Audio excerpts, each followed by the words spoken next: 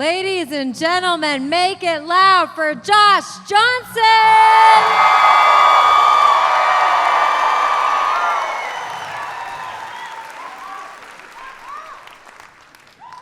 You look at what's happening in the world, sometimes you just try to fight for some sort of distraction. You can't just be inundated all the time with bad news, horrible stuff and everything. And you know, I read a lot of news, I watch a lot of news, and sometimes you need a break. I was trying to take a break. I was on my phone. Terrible idea. But as I was on my phone, I saw something.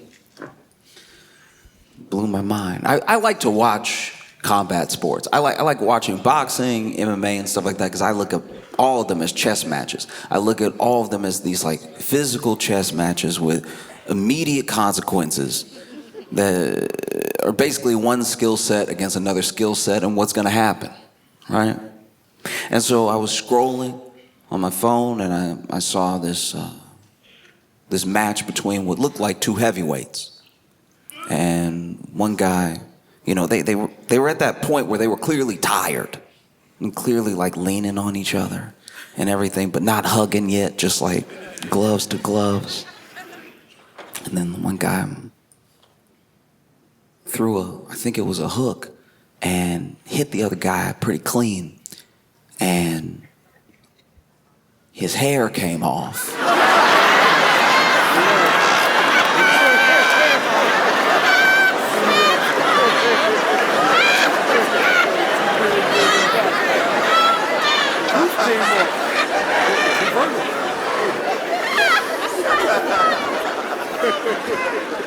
This is the point where the audience is split between people who saw the video and people who didn't see the video.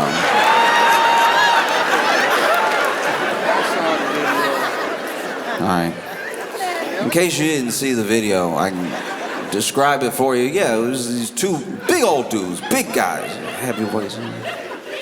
And he got punched, and his hair also, you know, like the reverb, you know, like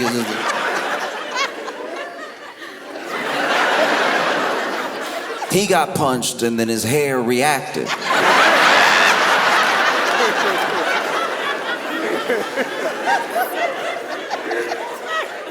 And when I was watching this clip, I'm not gonna lie, I did a double take. I was like, what did I just see? You know, some people obviously have watched the video. I've watched it 6,000 times. This is crazy. Because when you watch that clip, when you watch the video, you're watching two fights.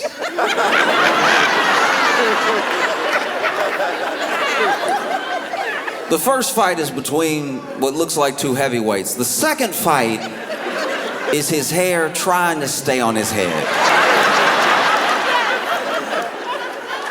And believe me when I tell you it was a battle, because that first punch, he got hit, and then he took the punch, right? Absorbed it. Like, you know, you a big man used to taking big punches. That was nothing to him. He ate that one. But his hair,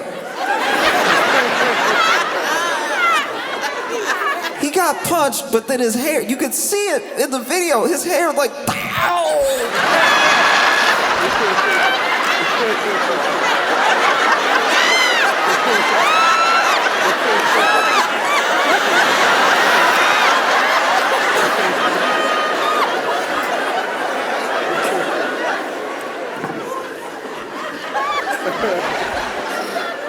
And then he backed up a little bit. Man went ahead and punched him again. And one of the things I like about watching combat sports is you also get to see some of the preparation if they've made one of those mini docs ahead of time and everything. And then sometimes, depending on what promotion you're watching, they'll even give you some audio during the fight of the corner. What they're yelling at their fighter, whether it's instructions, whether it's encouragement, things that they shouldn't be doing. You know, you hear all of it. And I wonder if it could talk, I wonder what the Toupée would have been saying. Because you know that Toupée trying to coach. It was trying to, hey, move. You need to cover up. He hitting us.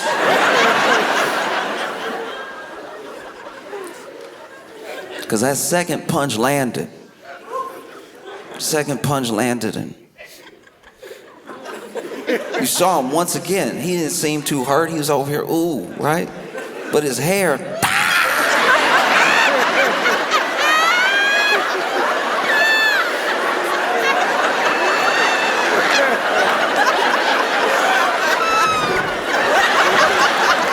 And once again, he sort of absorbed it. I don't know how hurt he really was. It felt like you could see the Toupée going, oh no! You see it go higher. It went further back. This Toupée must have snapped its spine because he got hit again and you saw the Toupée like, pow!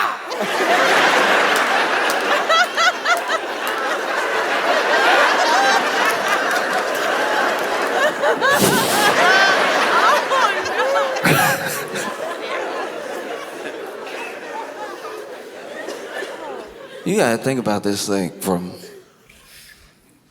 the other fighter's perspective for a second.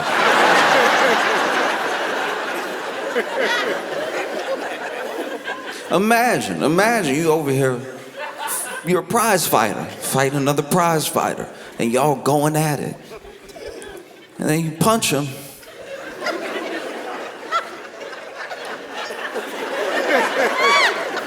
And his hair comes off. I think if that happened to me, I would be like,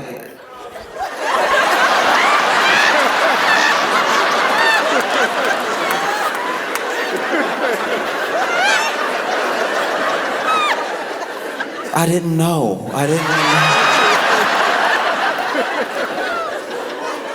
They're already fighting. They're already trying to do each other bodily harm anyway. But that is such a weird thing to have happen. It's not even part of a threat. You see people out, like you might see people out in the streets, out in a bar, getting ready to fight, and you've seen it, especially when dudes about to fight. They're yelling all sorts of threats at each other. You know, I'm gonna bust you up, I'm gonna bust your head open, I'm gonna kill you, and all this. Never ever heard two men ready to fight, mad enough to beat each other down. Never have I heard anybody go, I'm gonna knock your hair clean off.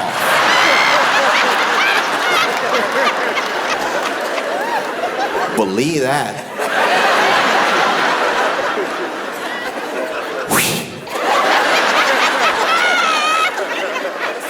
Doesn't happen.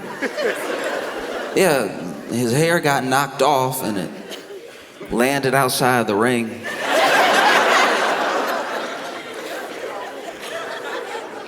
And somebody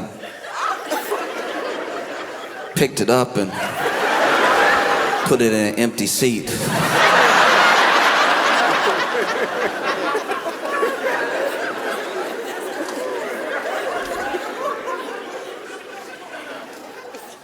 When you're fighting, you obviously, in any fight you engage in, you're trying to win. And if you are losing a fight, it can be devastating for you. It can be embarrassing, especially depending on who it's in front of. Is it in front of your friends? Is it in front of someone that you like, you know?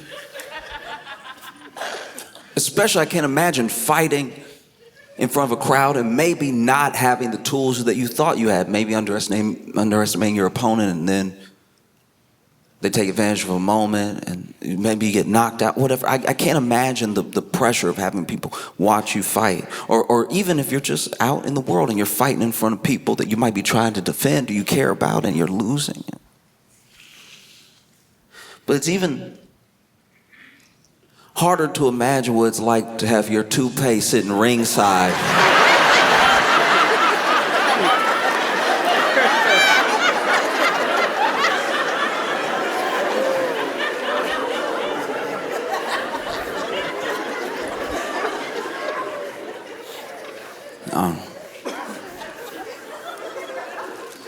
I think about it from his perspective, you know? He's over here fighting his best, trying his best, going at it. And then he gets hit. And maybe it was a hit that he didn't see coming. I wonder, did he think to himself when he got hit, whew, the room just got a little colder.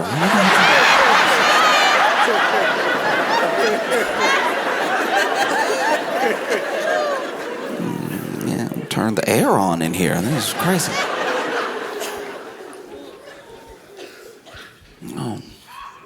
I think the only thing worse than getting your toupee knocked off during a televised fight is getting it knocked off by a bald man. Like the dude that...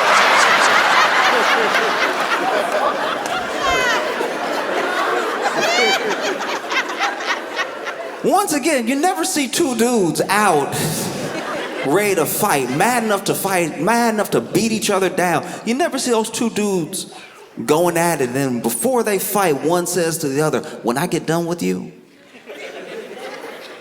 you're gonna look like me.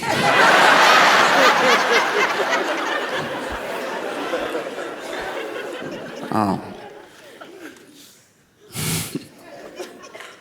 But you can't avoid the news forever.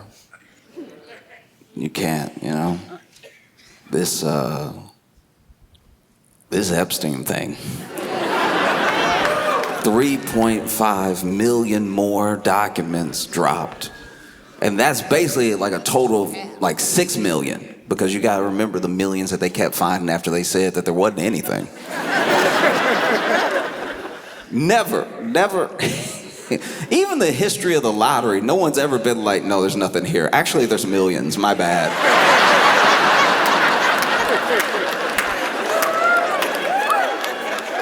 Remember, there was nothing for like a while, and then they were like, oh, we found a couple million, oh, we found 2 million. All right, look, this is embarrassing to admit. We did find 3.5 more million. I know, it's hard to tell if we're incompetent or we're lying. I know. This is very difficult.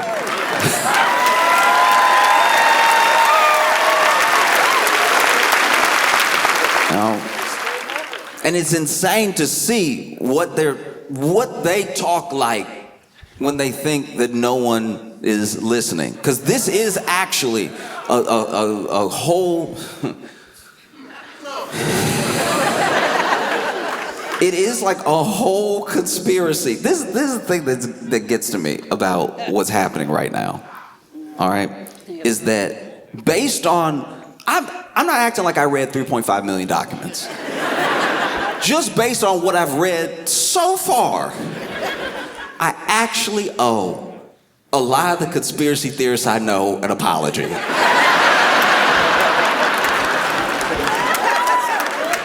GIB, it's very hard for me when it comes to the everything's connected people, you know?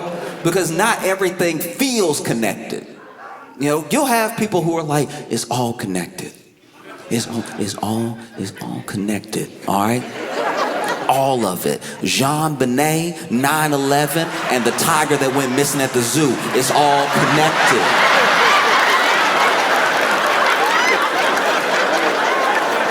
That's the other thing about my friends who say it's all connected. They stare, and it's like if you would blink, I might be on board quicker. But the way that you can't just tell somebody, even if it's a fact, even if you're telling somebody the truth, you could be telling somebody the full truth. If you stare,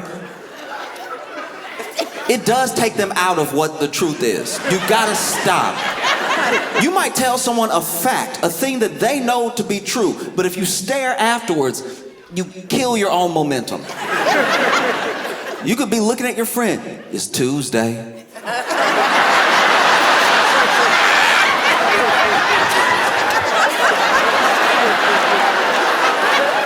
Do you see how I don't care what day it is for a second?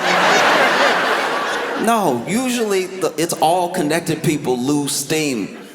Because even if they've got something going on with, okay, this is the other thing. I'm trying to help. This is me trying to help, all right? Even if things are all connected, okay? y'all gotta get the yarn more organized. If you bring me into a room and there's pictures everywhere, but the yarn doing this, see how it's hard to follow? Because admittedly, the same thing that you're doing is what like the CIA, the FBI, like any investigative body does, except they just put the thing in the middle. And then they have all the other yarn pointing from that thing. So then you're like, looks like that's the guy. You know, like you saw some of this broken down in timelines on the news, and they did that. They had Epstein in the middle, and then they had lines connecting to other people, and it was simple. You see Epstein in the middle, you see all the lines from them to Epstein, and maybe you could make some distinctions. Like, oh, from him to him to him, okay. It wasn't over here, then over here, then over here, then over here, then over here. It's too hard to follow. And so I took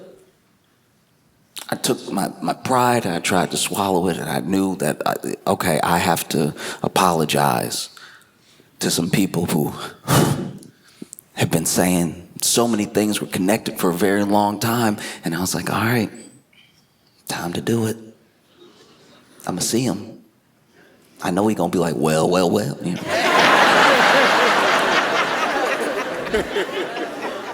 And one of the most frustrating things about what is happening in this moment right now in front of us is that the same people, not all, but a lot of the same people who have always said it's all connected and look at this and blah, blah, blah, like all that stuff, the people who, like, when you look at everything, do seem to have been right, you go to apologize to them and then they're like, oh no, not this. No, not the guy I like. No, there's no way. No, no. This was literally your whole thing. This was your whole thing for like a decade, and now, because it's the guy you like, all right, whatever. That would be like if someone came to you and said, I have proof that there are aliens in the universe, in another galaxy. They live like sentient beings. They're just like us, but in their own alien way. And I'm telling you, they're out there, right? I know that they're out there. And maybe you made fun of this person, maybe you ignored this person. And then finally one day, the sky opens up. A ship comes down low into the atmosphere. And then from that ship, little pods come out of that ship and they land here on Earth. When the pods open, these creatures step out. Aliens. And just when you go to apologize to your friend who's been saying for like a decade or more that there were aliens, right as you're about to fix your lips to say, I'm so sorry that I didn't believe you, he goes, oh no, the ones I was talking about were green. These don't even look like aliens to me. If I'm being honest with you, I don't think that's, no, they faking it. That's a dude in a costume, I think. That's not a spaceship, that's a drone. You never seen a drone before?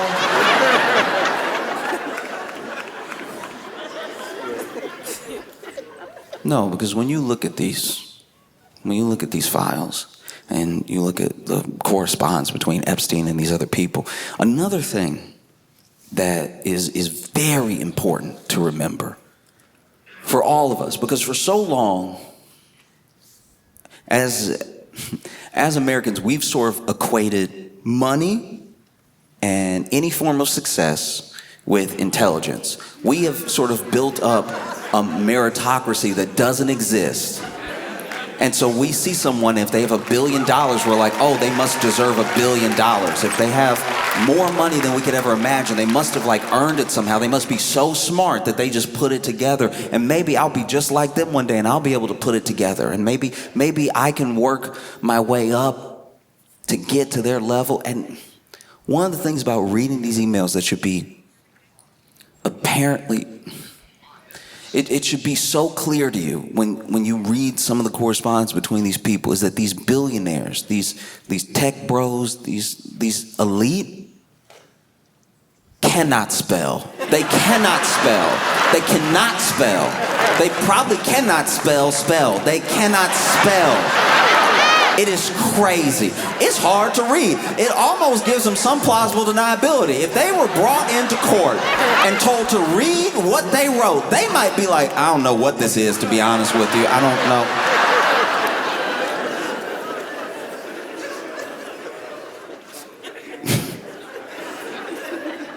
They cannot. Predators that cannot read. It's crazy. It's absolutely insane. I was reading some of the emails. I was like, y'all not embarrassed? It's not even in code. It's literally them being like, oh, would be great too. C. Just the letter C. Oh, it's insane. We over here. We're over here trying to make sure we don't misspell anything. We even using AI sometimes in our emails to proofread before we send it. We always want to seem professional. We always want to have our stuff checked so that we can look like we know what we're talking about when we talk about things. Meanwhile, some of the richest people in the world over here misspelling vacation.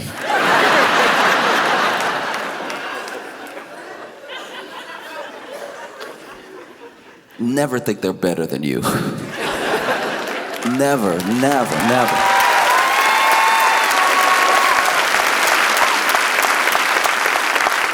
You read some of these emails, especially, like when you really focus on the emails, because they have released, in some instances unredacted, they've released emails that were just drafts that Jeffrey Epstein saved, right? So you get to see some of the things that he wrote out that he maybe never even sent, but you see some of his like attempts at blackmail and some of his plans for people, you know.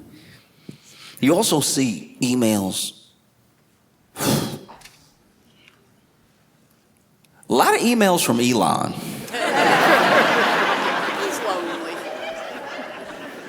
Elon, but okay.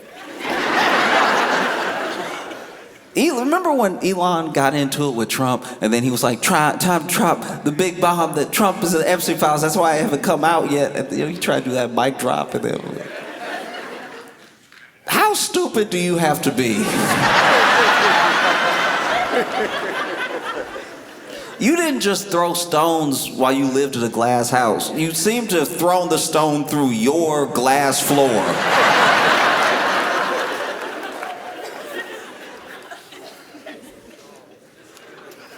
This dude emailed Jeffrey Epstein and was over here.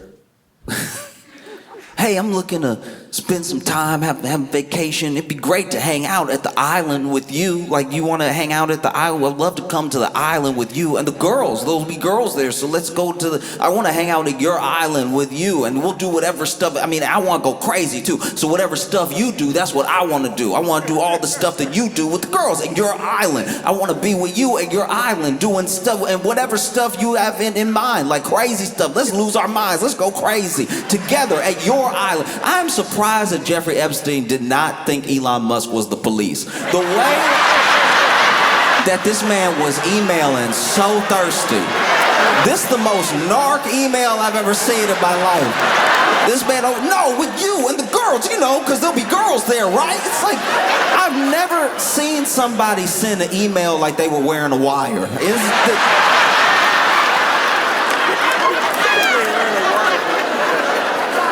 Absolutely insane. And Epstein was one of those dudes, sure, he couldn't spell. But he knew he was the devil. And he also knew, you know, okay, I shouldn't email plainly with everybody. And so he sends an email back to Elon that this is not the exact email, but it's like the gist of it is, you know, oh yeah, it'd be great to hang out and do some math together. Just throw something out there. Wink, wink. And it's hard to do a wink wink with a man who doesn't blink.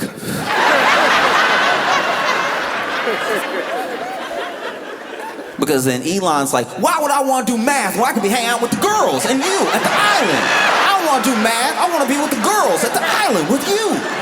No, it'd be so fun. Look, we'll come over to the island where the girls are. You got girls, right? Yeah.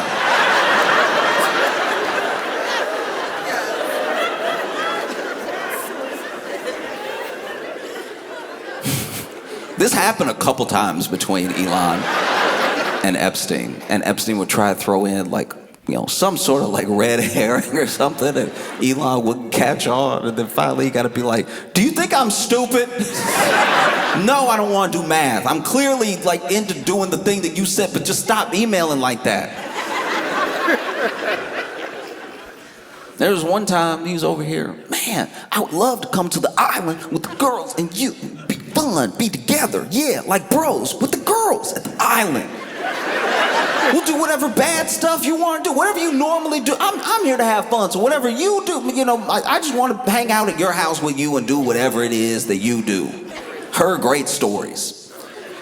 And Epstein emailed back, and he was like,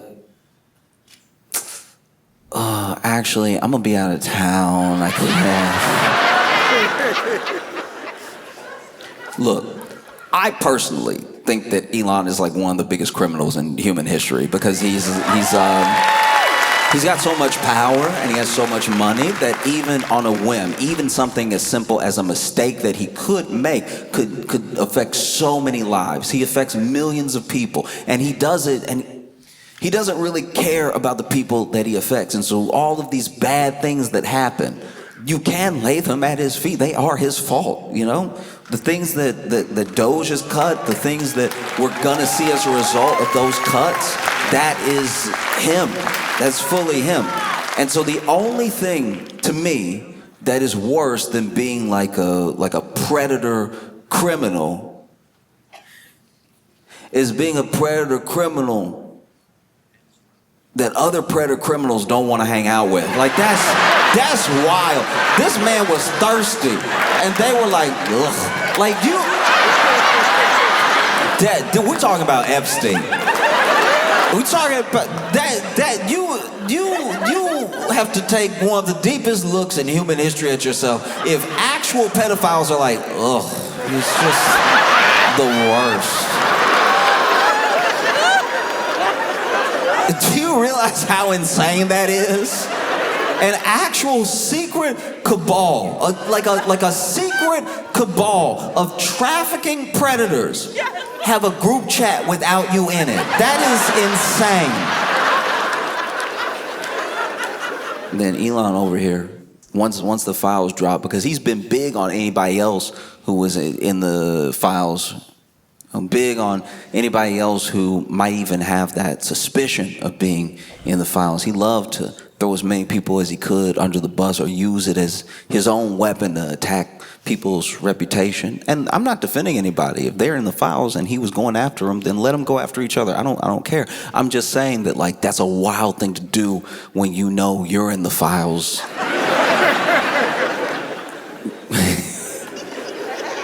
In the files a lot. You know what I mean?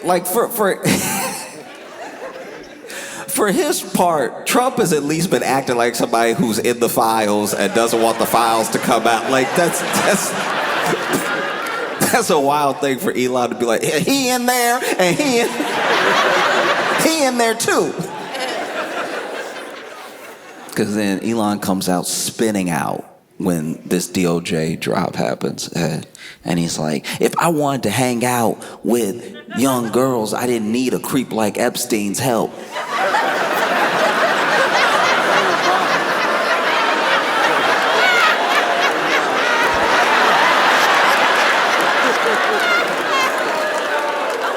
How are you not in jail? How? How are you not in jail? How are you this bad? That's insane. That would be like you're sitting on the stand. And the prosecutor's coming after you, and he's like, these are your co-conspirators, right? He's the mastermind right there. You've already said to the police, you've already given your testimony that this man was the ringleader. And then you go, I didn't need him to do it. I could do it all by myself.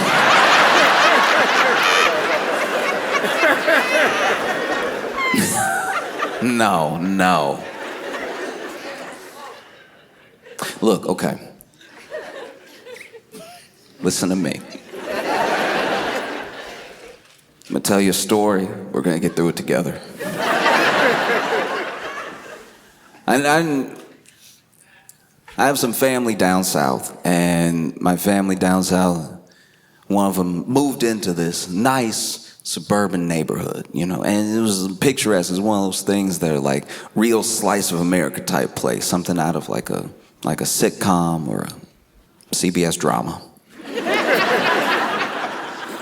And it was one of those neighborhoods where, there'd be like nice little neighborhood cookout once a month. People come over, cook their specialties. People mostly hang out with each other, do little potlucks and everything. And he had a neighbor, maybe 2-3 doors down. And this neighbor was married, but he was also having an affair. Yeah. And one weekend, when his wife was out of town, his mistress came over. Mistress comes over, and they spend a little time together. And apparently what happened was the mistress said, I think it's time for you to leave your wife and be with me. And he said, oh, funny that you say that, because the reason that I called you here is I think it's time for us to break up. And his mistress killed him, all right?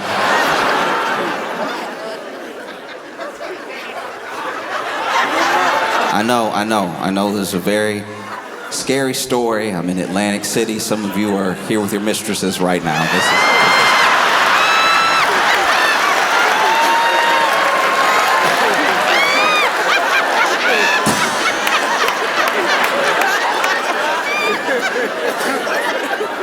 But anyway.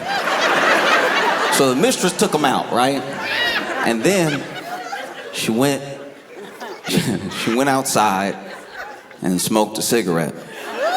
This is actually what got her caught, because there was, people passing by in the neighborhood, and they were like, why is this woman in lingerie smoking a cigarette outside of Larry's house?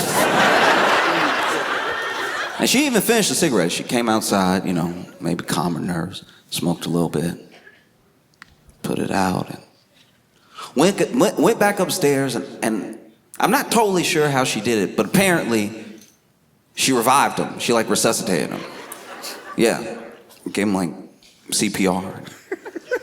Woke back up, and I'm not gonna lie, I feel like if you kill somebody but you also revive them, that should break you even. That does seem, it's already so unlikely. Why fill out the paperwork? You did it, but you brought him back.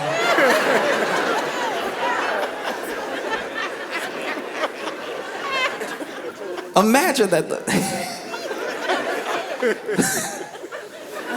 Imagine if somebody kill you and then bring you back, and then you just pick up the argument where you left off. They over here.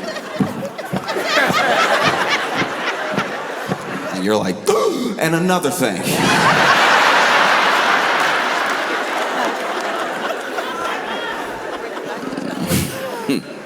That's wild. Yeah,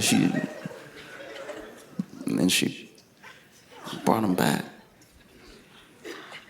How'd she kill him?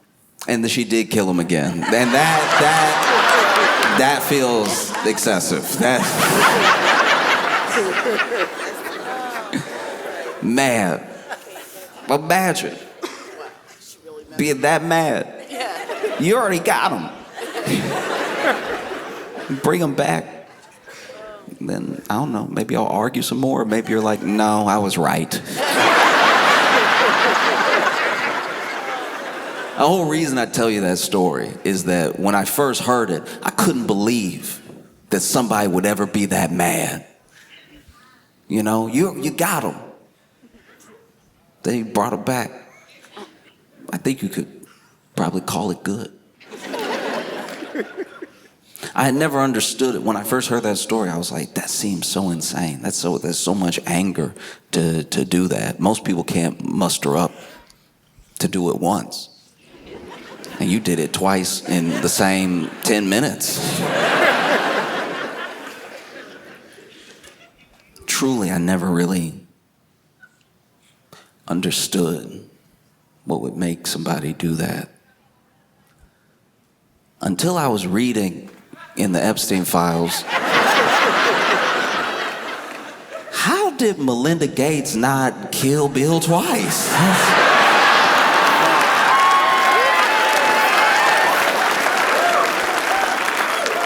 Man, okay, I don't know if you've read the part, but look, Bill Gates was cheating on Melinda Gates, apparently cheating on her a decent amount, and is one thing. Look, cheating is already very bad. Cheating is already wrong, and it breaks up lives and it breaks people's hearts and stuff. But getting cheated on by Bill Gates feels extra. You know what I mean? Okay, let's say I happen to be with Dua Lipa and she cheat on me, right? I'd have to take that one on the chin. I'd be like, all right, but you Dua Lipa. I'm surprised you're not, I'm just happy for the time we spend together, Dua Lipa. You know what I mean? You know, like, cause even if she was like, hey, I did this thing, I feel really bad, and I'm be like, oh, with who? And she's like, I don't know, list another like A-list celebrity. I'd be like, you know him? You know, like.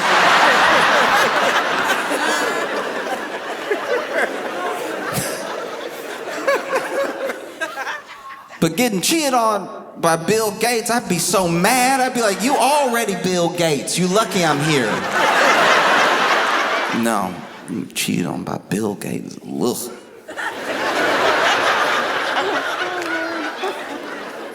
And so apparently this is like the timeline that's been strung together. Bill Gates denies all this stuff, just so you know, right?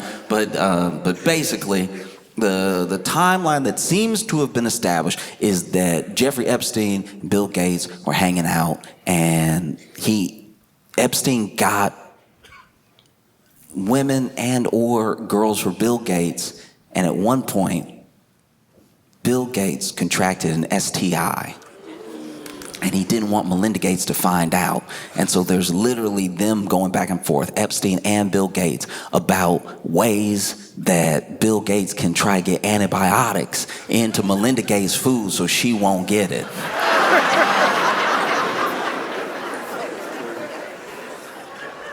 I'm not a doctor.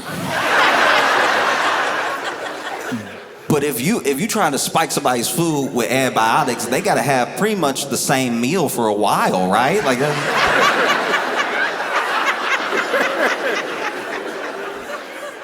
Yeah, this dude was out here. He was a fiend. He was over here hanging with Epstein. Epstein was helping him do all this stuff. Epstein, I don't know if he fully introduced him to one of the mistresses, but at one point,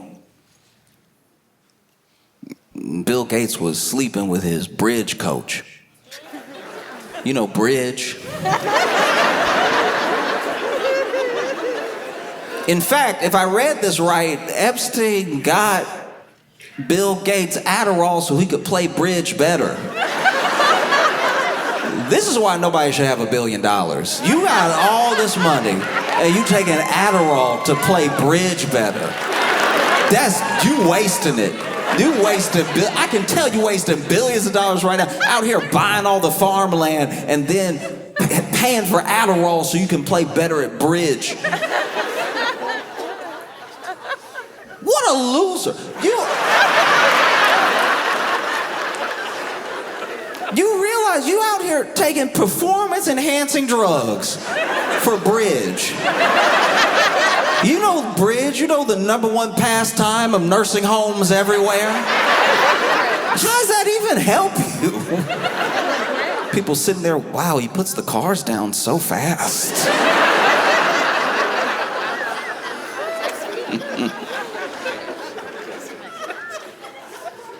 Ugh. reaching Bill Gates' bridge. And that's when he makes his move on you. Yeah, because you know how romantic bridge is. You know, sometimes you got the cards in your hands, you can barely contain yourself. That's wild. And then Epstein was over here talking about how that relationship fizzled out. He said that Bill Gates left her penniless on her friend's couch. Said that the richest man in the world was a total cheapskate.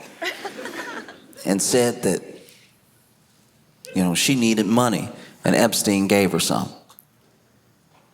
Do you know what that says about you?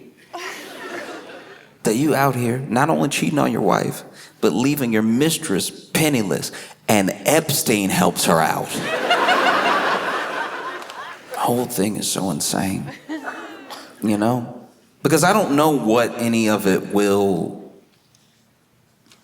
amount to or will mean. In other countries, there seem to be some real consequences starting. There's like real investigations starting, and then people are like stepping down or losing jobs and everything. And here,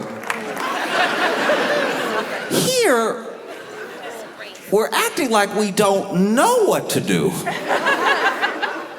That's insane. That doesn't make any sense. Just do whatever any of the countries does that does something about this. What should we do? I don't know. I mean, yeah, Congress needs to do their job, but I just don't think that's enough. I feel like if you are in the Epstein files, you know, some of these people aren't politicians. Some of these people aren't, you know, holding a public office that can be held to account like that, you know? No, I'm with you. I'm saying that if you see somebody, John Cena? I feel like, guys, I got this. Now we're just getting confused. Like, none of this is part of it. I was trying to lead to something, but yeah. Whoever, and yeah. No, it would be, as long as John Cena's not in the files, it would be great if people in the files just were walking around and living their lives thinking that they got away with this thing, and just when they think they're in the clear, somebody in the Epstein files, you know, and all thousands of them, you know, walking around, and maybe John Cena rolls up behind them and knocks their hair clean off.